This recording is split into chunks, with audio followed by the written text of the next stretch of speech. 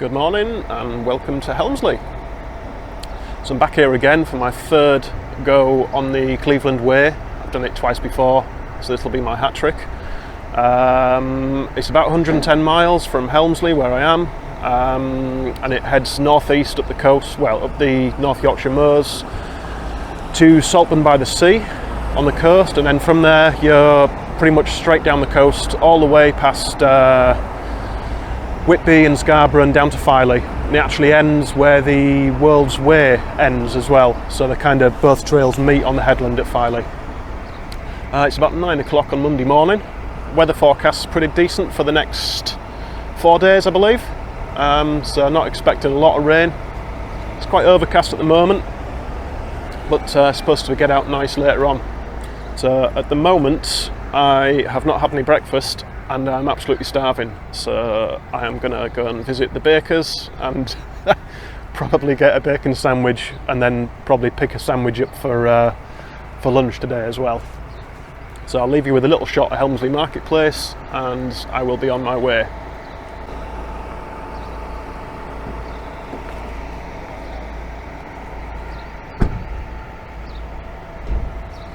Nice and quiet today as well. If you come here on a Sunday, this car park in the centre of the marketplace is usually like rammed out with motorcyclists. It's a really popular meeting spot, but it's a nice little market town. Quite a lot of history, just like the trail as well. There's a hell of a lot of history on this trail, so looking forward to getting out again, because it's been a while since I've been out. So that's another hiker over there. Right, anyway, breakfast time. Just making my way to the start point, and there is your first bit of history on the trail. It's Helmsley Castle, what remains of it. It's managed by English Heritage, so you can actually go in, pay your entrance fee, go in and go around. There's a couple of other buildings as well. I think one of them you can actually get in and kind of walk around inside. It's still quite decent condition, but yeah, quite an impressive site, Helmsley Castle. So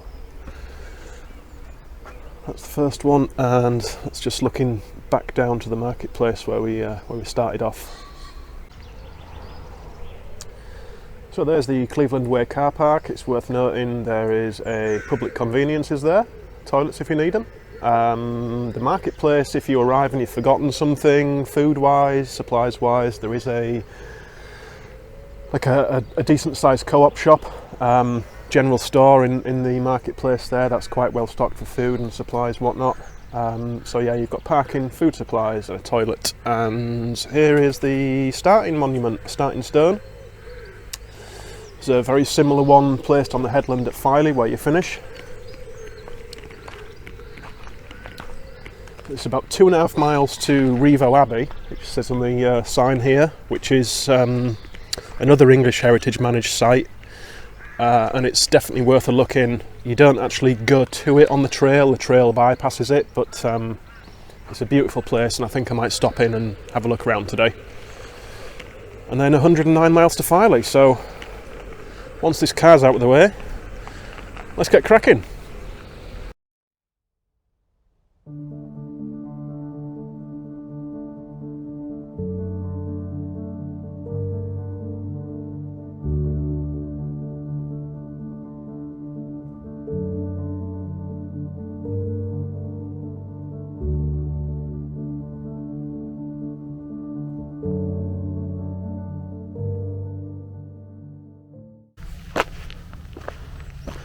So this for me is one of the iconic sites on the Cleveland Way. This beautiful little house, and I'm guessing there is an estate around here, so I'm going to guess it's an old estate gatehouse or keeper's cottage or something like that. But it is just the most beautiful little house in such a beautiful setting. Look at that, and then look at the view that they get to look out onto.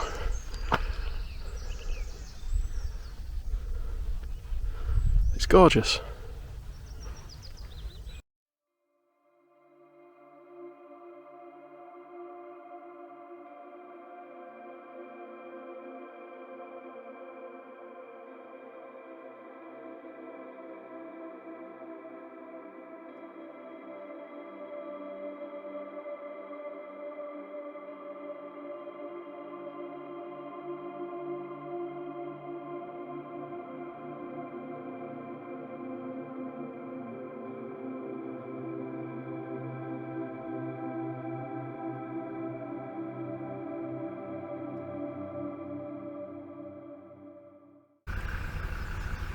So we've got to the visitor centre at Revo. For anyone that's interested, as I say, it's an English heritage property and the times of opening are there, so don't set off too early from Helmsley if you want to have a look in here, because it doesn't open until 10 AM. I set off at about 9:30 from Helmsley. I've taken it easy and it's about 10:30 now, so I've timed it quite nicely.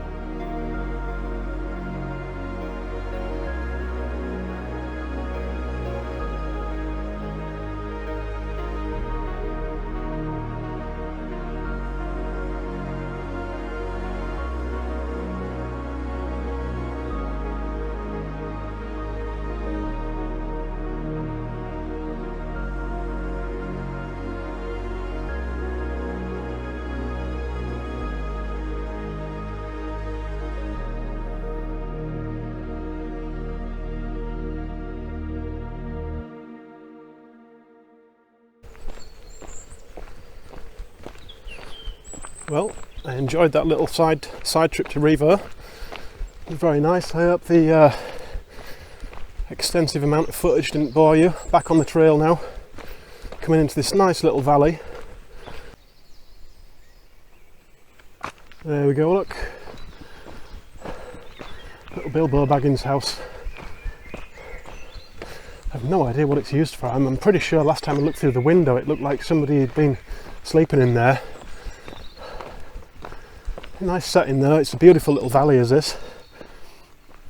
Really nice and peaceful at the moment. There are some targets down there, looks like there is some archery or shooting goes on, something like that. And then the valley carries on up there, but we are turning right, I believe, up this steep slope into a field, and we are now heading towards a small village with no services called Cold Kirby. A nice picturesque little village on the way towards Sutton Bank. Sutton Bank also beautiful views, and there is, if you need it, there's a big visitor centre there, huge car park, there's a cafe, toilets, all that jazz.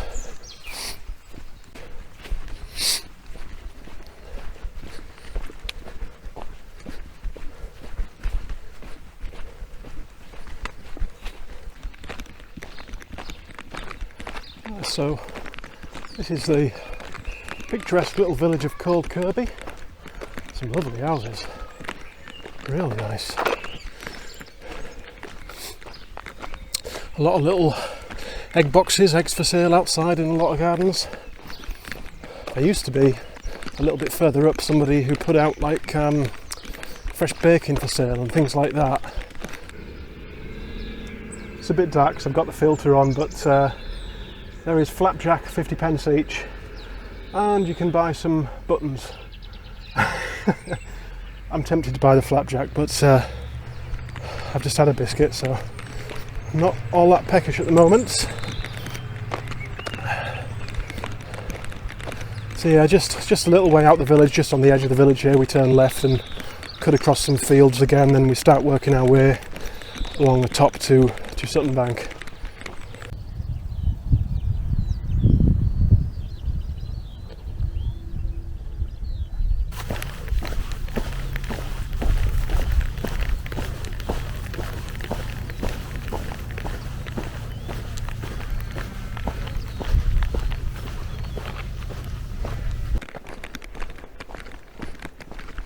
Just crossed the very busy main road, top of Sutton Bank, come down this little trail alongside an old dike, and this is what you're greeted with. One of the best views in Yorkshire. It's a very dramatic piece of landscape, is Sutton Bank. It's a huge outcrop and it just drops off to nothing and all the flatland beyond. It really is something else, and on it it's a little bit hazy today. On a real clear day you can see for miles. It really is impressive, but still impressive today. Really nice view, beautiful place. I am going to cheat a little bit here. I'm going to let you down a bit. The trail, the official Cleveland Way, heads off in that direction, all the way along past that escarpment that you can see, and it dead ends at a white horse that's made out of chalk rocks, kind of on the hillside, on the bank. I've been there twice before. It's a bit underwhelming, I'm going to be completely honest with you. You come along, and when you get to it, you're on the path above it and you don't get a good view of it. You can go down a huge set of steps next to it, probably a couple of hundred steps, go to the car park at the bottom and look back up at it, and it's still, you really don't get that good a view of it. I've got the drone in my bag. It would be awesome to put the drone up and get some footage of it. It'd look excellent from the air, but you can't do that because just here on our left hand side is Yorkshire Gliding Club. So that's an airfield, so that's a no-fly zone for drones. So I'm going to cut off that section. It's maybe 2 miles there and back, I would guess, maybe not quite that, but it's a little bit pointless for me, and like I say, it's a little bit underwhelming. So I'm going to carry on, turn this way, carry back on this trail, and head over towards the visitor centre.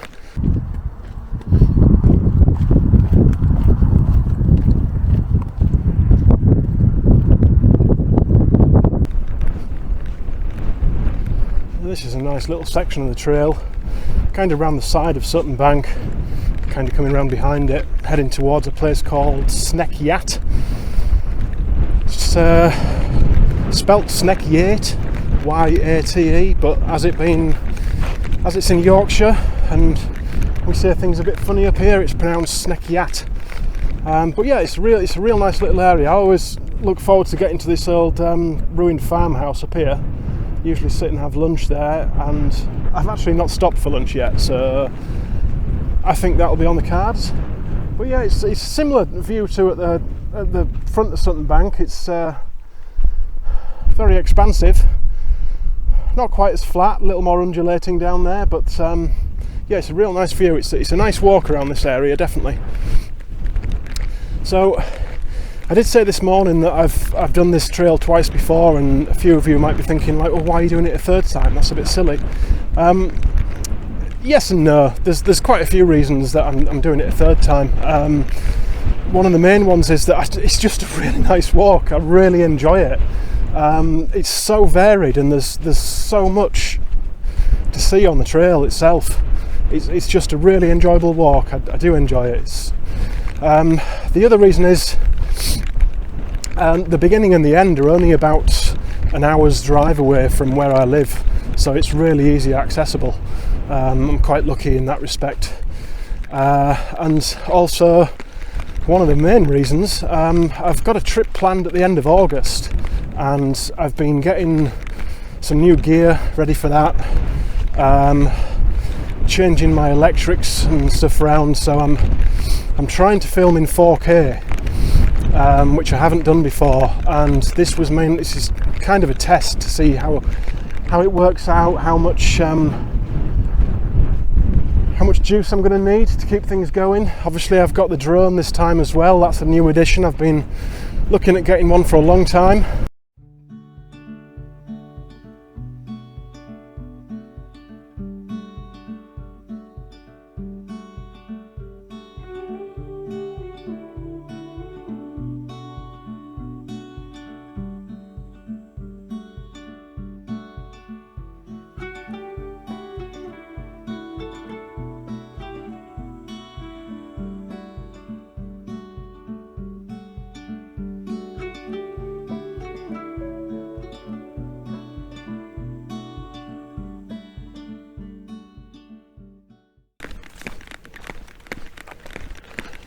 Beautiful little forested area.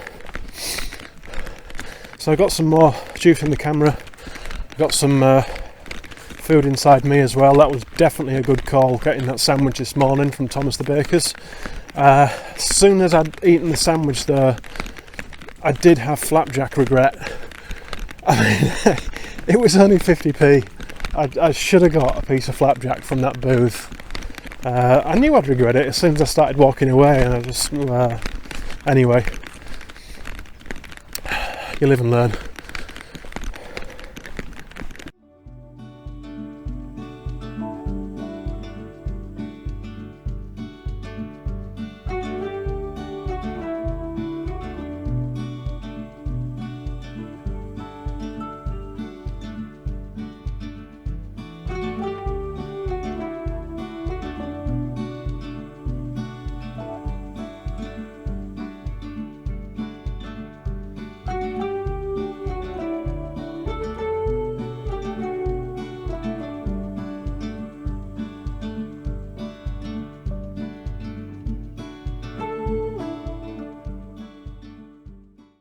Well, that was really nice. I didn't expect seeing a roe deer today in the middle of the day, middle of the afternoon like that. Really nice.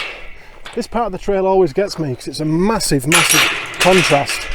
You can see behind me there Boltby Forest that I've just been walking through. It's only small, the part the trail passes through is only small anyway, but it's a really nice forested area, and then you come through this metal gate and bang, welcome to the moorland. It's just so different, and I've got to say it's looking nice on a day like this today. This is one of the buried crosses, this stone, or part of a cross.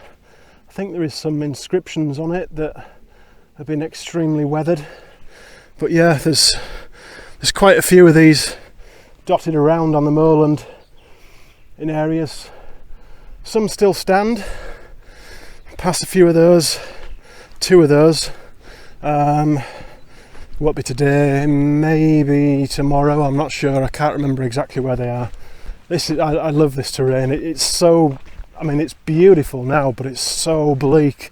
If you get this on like a gloomy day with a bit of mist and a bit of drizzle, it's just so atmospheric. There's something about it, and it's not a nice place to be if it's tipping it down either, because it's just so exposed. You can see yourself, there's no shelter, there's no trees, there's nothing. It's just wide open, flat land. You might be able to hunker down behind the wall there or something, but yeah,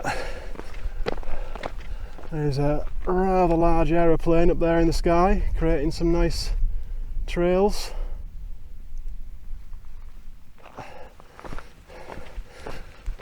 But yep, it's definitely been a beautiful day for it so far. If I've got another 3 or 4 days like this, oh, fantastic.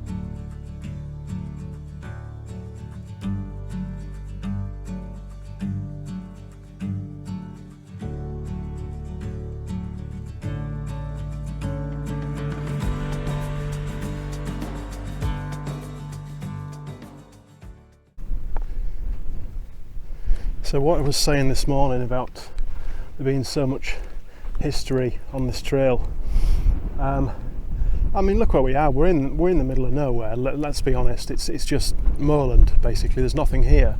But these tracks aren't modern. They go back centuries. They've been in use. Old drove roads. There was industry up here as well. And this stone here is one such example. You can see this is the site of the Lime Kiln House Inn, managed by the Kendalls and Cowton families, 1879 to 1883. I mean, you can still see some piles of stone and piles of rubble laid around, but I mean, what a place for a pub. Yeah, I bet they did a good Sunday lunch.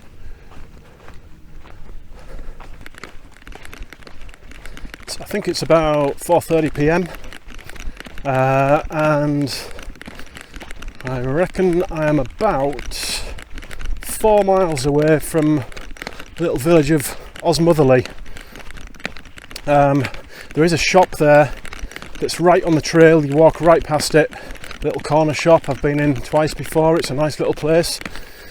I think there's a pub in the village as well, and I've not ventured actually into the village properly to see if there's anything else, but I do need some water, so I could definitely do with a drink. So it's just approaching 5:30 p.m. and I am just to say entering Osmotherley. Not done too bad really. Just the last few hundred metres there's been a few of these things to contend with. This one's not a problem, we can walk around it, but these squeeze gates, look how close together those things are. It's ridiculous. you gotta be pretty nimble to get through there. Oh god, this is ridiculous.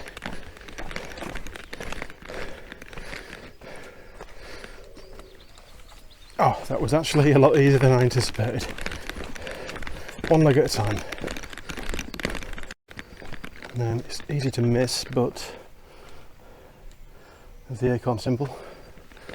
And you go on a little mystery tour through this little alleyway. Little cobbled path. These little cottages. That one's got 1754 on the door.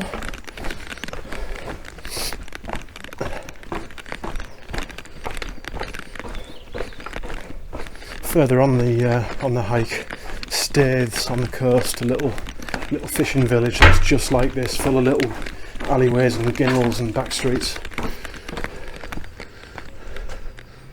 Yes, there we go. There is Osmotherley.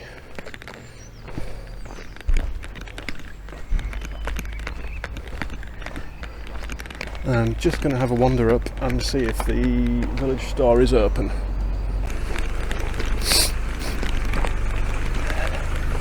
There we go. Village store.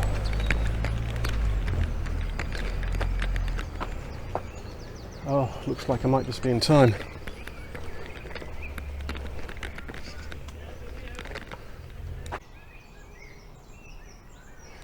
So this is another part of the trail I've never visited before.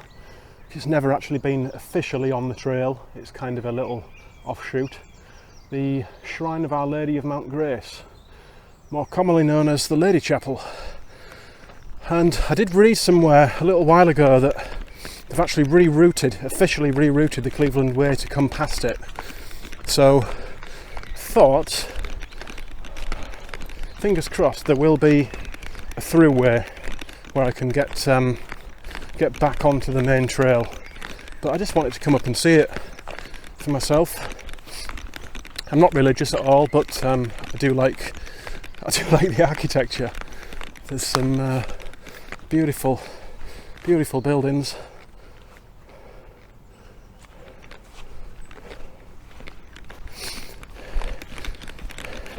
There is also in the area, off to the opposite side of the trail, is Mount Grace Priory, which is another English heritage operated site. with it being after 5:30 now, there's no way I'd be able to get in. It'd be closed up. But that's another one I've never been to. Maybe next time if I do a 4th trip on here. So mission now is going to be looking for somewhere to call home for the evening.